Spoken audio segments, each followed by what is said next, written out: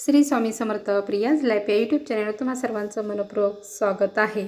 5 August 2024 या दिवशीपासून श्रावण महिन्याला सुरुवात होत आहे।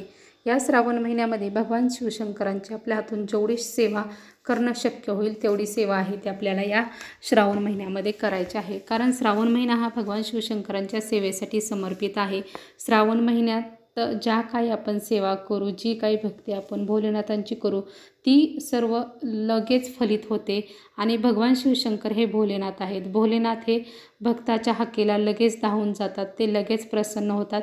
त्यांनी थोडी जरी सेवा जरी केली तर ते त्यांना लगेच प्रसन्न होतात आणि त्यांना त्यांचं जे इच्छित फल आहे, त्यांचं जी इच्छा आहे मनाची, ती सर्व काही ते पूर्ण करतात। त्यासाठी आपल्याला भगवान शिवशंकरांच्या आपल्या हातून जेवढं प्रमाणात शक्य होईल तेवढ्या प्रमाणात आपण त्यांची सेवा आहे ती करायची आहे, त्यांची भक्ती आहे ती आपल्याला करायची आहे। तर या श्रावण महिन्यामध्ये आपण भगवान शिवशंकरांचा अतिशय पवित्र आणि अतिशय असा दिव्य जो ग्रंथ आहे तो म्हणजे शिवलीलामृत ग्रंथ। ह्या ग्रंथाचं आपल्याला पारायण आहे ते आपल्याला करायचं आहे। तर या ग्रंथाचं आपण पारायण आहे ते कसं करायचं आहे, त्याच्या नियम अटी काय आहेत, त्याचबरोबर हे शिवलीला अमृत पारायण आहे ते आपण का करावं, कशासाठी हे केलं जातं, ही जी संपूर्ण माहिती आहे ती आज आपण या व्हिडिओमध्ये पाहणार आहोत। त्यासाठी हा व्हिडिओ स्किप न करता संपूर्ण पहा, जेणेकरून तुम्हाला जर अशा पद्धतीचं हे जर पारायण करण्याची इच्छा असेल तर नक्कीच तुम्हाला सर्व काही माहिती मिळेल आणि तुम्ही अशा पद्धतीने पारायण आहे ते करू शकता, जेणेकरून तुमच्याकडून कोणत्याही प्रकारची चूक होणार नाही आणि आपल्याला इच्छित फल आहे ते नक्कीच मिळेल। तर भोलेनाथ हे आपली इच्छा आहे ते पूर्ण करतात। आपण सर्वात प्रथम असं पाहूया की हे पारायण आहे ते का केलं जातं, हे कशासाठी केलं जातं, कोणत्या कारणासाठी करावं। एखाद्याचं जर लग्न जमत नसेल किंवा हितशत्रू अतिशय प्रमाणात वाढलेले आहेत, त्याचबरोबर संतान प्राप्ती होत नाही, बाहेरची बाधा जर एखाद्याला असेल किंवा अशक्यही तुमच्या एखाद्या अशा गोष्टी बऱ्याचशाच असतात की त्या होऊ शकत नाहीत। आपण किती जरी आपली इच्छा असते भरपूर, हे असं व्हावं ते तसं व्हावं, पण ते होत नाही। तर यासाठीही आपण ही जी सेवा आहे ती करू शकतो। तर अशा अनेक प्रकारच्या आपल्या समस्या आपल्या इच्छा आहेत त्या पूर्ण असतात, त्या सर्व काही पूर्ण होण्यासाठी आपण हे जे शिवलीलामृत आहे याचं पारायण आहे ते करावं। हे पारायण आहे ते आपण एकूण 7 किंवा 3 दिवसाचं पारायण आहे ते करू शकतो। तर शिवलीला जे अमृत आहे, जो ग्रंथ आहे, या ग्रंथामध्ये एकूण 14 अध्याय आहेत आणि आत्ता अलीकडे नव्यानेच जो 15वा अध्याय आहे तो त्यामध्ये ॲड झालेला आहे।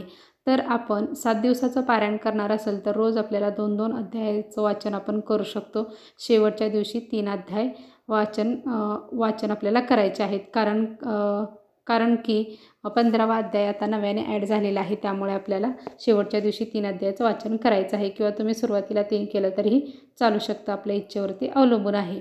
आपण 3 अध्याय म्हणजे 3 दिवसाचं जर पारायण जर करायचं म्हटलं तर रोज आपल्याला 5-5 अध्यायाचं वाचन करावं लागेल।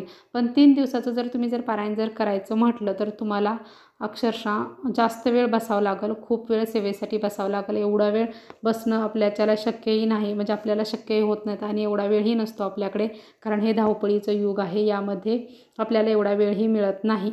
म्हणून आपण शक्यतो करून 7 दिवसाचंच पारायण करण्याचं आपण जे 7 दिवसाचं पारायण करायचं आहे ते आपण 7 दिवसाचंच करावं। शेवटी तुमच्या इच्छेवरती अवलंबून आहे, कारण ह्याचे जे अध्याय आहेत ते खूप मोठे आहेत। जरी कमी अध्याय असले तरी मोठमोठे अध्याय आहेत, त्यामुळे जास्त वेळ आहे तो या सेवेसाठी जातो। तर आता आपण आपल्या इच्छा पूर्ण करण्यासाठी जरी आपल्याला म्हणजे इच्छा आहे पण आपल्याकडे वेळ नाही, पण हे पारायण करण्याची मनात इच्छा आहे, तर खरंच सांगते की तुम्ही वेळात वेळ काढून ह्या सेवेसाठी अक्षरशः सेवा आहे ती करा। तुमच्या म्हणजे ज्या इच्छा आहेत आणि जे काही तुमचे प्रॉब्लेम आहेत ते नक्कीच 100% दूर होतील। एवढी ही प्रभावशाली सेवा आहे आणि हा एवढा भव्य दिव्य असा हा ग्रंथ आहे आणि याचं जी फलश्रुती म्हणजे ह्याचं जे फळ आहे ते तेवढ्याच प्रमाणात मोठंही आहे। त्यासाठी आपण हे जे पारायण आहे ते करावं। आता हे पारायण आपण करण्याची योग्य वेळ कोणती आहे, तर हे पारायण आपण प्रदोष काळामध्ये आहे ते आपण करू शकतो किंवा तुम्ही पहाटे करू शकता। प्रदोष काळ म्हणजे काय? प्रदोष काळ म्हणजे दिवस मावळण्याच्या अगोदरचा जो 1.5 तास आहे आणि नंतरचा जो दिवस मावळल्यानंतरचा जो 1.5 तास आहे त्याला म्हणतात प्रदोषकाळ. तर ह्या कालावधीमध्ये आपल्याला सेवा आहे ती करायची आहे, कारण ही जी वेळ आहे ती भगवान शिवशंकरांच्या सेवेसाठी अतिशय उत्तम अशी वेळ आहे आणि या वेळेमध्ये केलेली सेवा आहे ती अतिशय जास्त प्रमाणात फलित होते. म्हणून या वेळेस आपल्याला करावा. ह्या वेळेत जर आपल्याला वेळ नसेल तर आपण पहाटेही करू शकता, किंवा जर तुम्हाला सकाळी जर करायचं असेल तर तुम्ही सकाळी म्हणजे तुम्ही 10-11च्या सुमारास जरी करायचं म्हटलं तर तुम्हाला 11पर्यंतच करू शकता. 11 नंतर आपल्याला करायचं नाही, ते 1 वाजेपर्यंत करायचं नाही. 11 ते 1 या कालावधीत करायची नाही सेवा, आणि नंतर आपण 1 वाजल्यापासून नंतर ही सेवा आहे ती करू शकतो.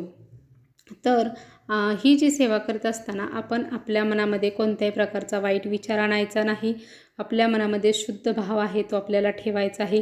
ही गोष्ट मात्र लक्षात ठेवायची आहे, कारण कोणतीही सेवा देवाची उपासना करताना अतिशय शुद्ध अंतकरणाने सेवा ही ती करायची असते, तरच ती फलित होते. आपल्या मनात कोणाबद्दल वाईट विचारही ठेवायचा नाही.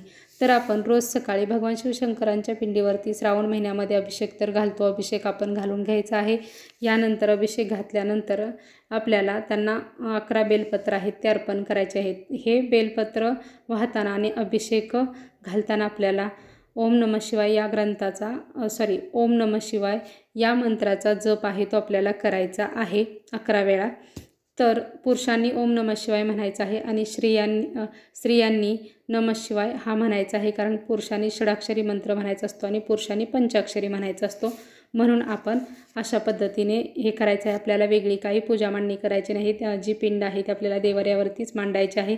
पांढरी फुलं आहेत ते अर्पण करायचे आहेत. दीप धूप आहे ते सर्व काही देवाला दाखवून घ्यायचं आहे आणि नंतर आपल्याला संकल्प सोडायचा आहे. संकल्प हा आपल्याला पहिल्याच दिवशी सोडायचा आहे, नंतर आपल्याला नाही, फक्त पहिल्या दिवशी संकल्प करायचा असतो. संकल्प करताना आपण उजव्या हातामध्ये थोडंसं पाणी घ्यायचं आहे, अक्षता घ्यायच्या आहेत, फूल घ्यायचं आहे, आपलं नाव सांगायचं आहे, गोत्र सांगायचं आहे, माहीत नसेल तर कश्यप गोत्र आहे ते बोलायचं आहे.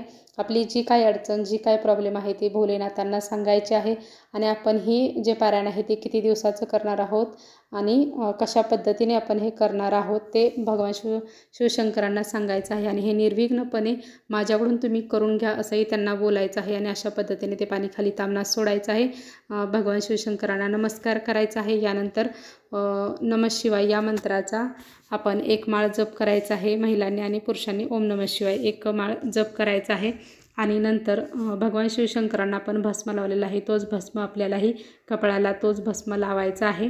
आणि ही सेवा करताना आपण शक्यतो करून पांढरी जर कपडे असतील आपल्याकडे तर पांढरे कपडे घालायचे आहे. डोक्यावरती आपल्याला काहीतरी घ्यायचं आहे. जर स्त्रिया असतील तर त्यांनी पदर ओढणे असं काहीतरी घ्यावं. पुरुषांनी रुमाल अशा प्रकारे ही सेवा करताना डोक्यावरती घ्यायचं आहे. आपण कपाळाला लावलेला जो भस्म आहे तो म्हणजे ब्रह्मा विष्णू महेश यांचं ते प्रतीक असतं.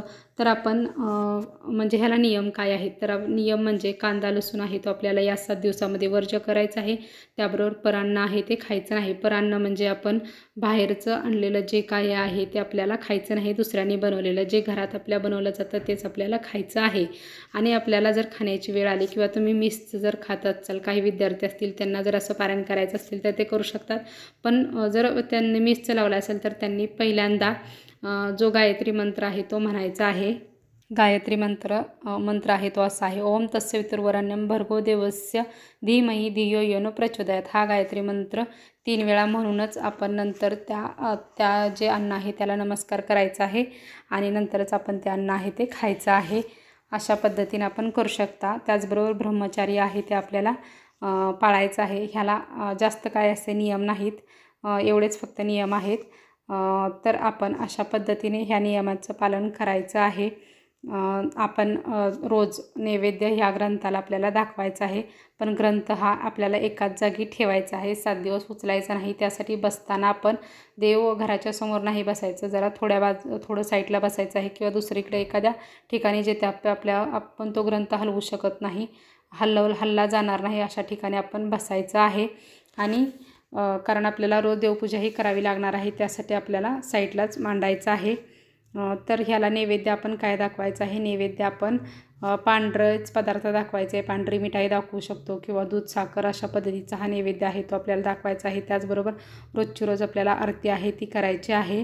आणि 7व्या दिवशी आपण काय करायचं आहे, 7व्या दिवशी आपण म्हणजे मंदिरात किंवा बाहेर असं दुसऱ्या कोणालाही आपण तांदूळ आहे ते, म्हणजे तांदूळ हे पांढरे असतात तर ते आपल्याला त्यांना दान हे आहेत ते करायचे आहेत, किंवा मंदिरातील गुरुजींना दान केले तरीही चालू शकतात. त्याच्यावरती थोडीफार दक्षिणा आहे ती गुरुजींना दान करताना द्यायचं आहे.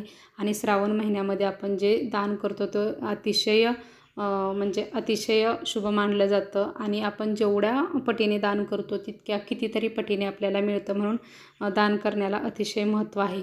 आता महिलांना जर मासिक धर्म जर आला तर त्यांनी काय करायचं, तर मासिक धर्म आपला येऊच नाही, कारण 7 दिवसाचं पारायण आहे, आपली डेट आहे ती पाहायची आणि त्यानुसारच आपण पारायणाला सुरुवात आहे ती करायचं. सुतक जर आलं तर काय करावं, सुतक जर आलं तर आपण गुरुजींना बोलवून हे जे पारायण आहे ते पूर्ण करून घ्यावं. अशा पद्धतीने आपण हे पारायण आहे ते आपण संपूर्ण आहे ते आपण करायचं आहे. भगवान शिवशंकरांचा अतिशय हा पवित्र ग्रंथ आहे, त्यासाठी आपल्याला जर शक्य झालं तर नक्कीच ह्याचं पारायण करावं. श्री स्वामी समर्थ.